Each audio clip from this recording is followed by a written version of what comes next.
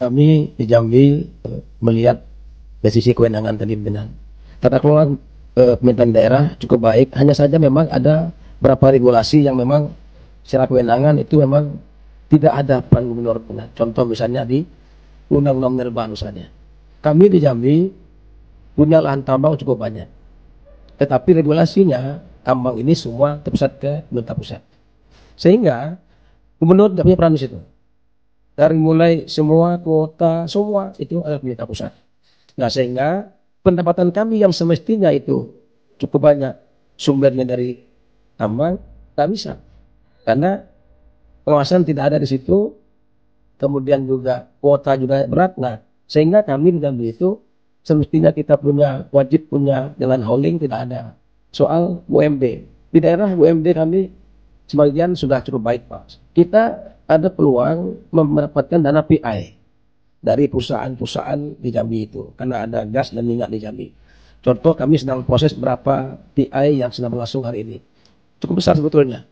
Tinggal saja memang dalam PP 54 2017, ini kan daerah berhak mendapatkan bunyinya. Tapi kalau ada distribusinya, perusahaan wajib memberikan daerah PI. Nah, mungkin ini menguatkan kami juga, mungkin berjalan.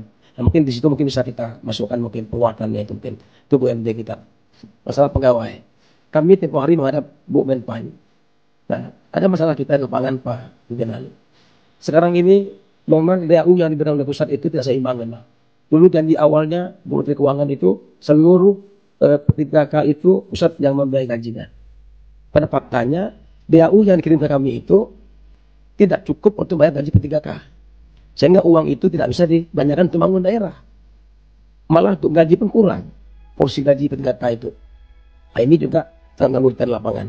Nah, sehingga hari ini formasi kita cukup besar, tetapi tidak mungkin mengangkat semuanya. Karena dana kita minim untuk itu. Kita punya BLUD, hampir semua pegawai BLUD itu tidak masuk database. Namun izin nanti pimpinan oleh Pak Ibu Wakil Menteri juga, mungkin ada regulasi kita nanti ke depan terkait dengan pegawai BLUD ini. Sehingga mereka tidak terganggu kinerja mereka, apalagi rumah sakit. Rata-rata ini rumah sakit yang paling banyak sebagian. Jambi termasuk daerah yang masih mengandalkan transport pusat. Kita sekitar 50% itu masih tergantung pada transport pusat di daerah.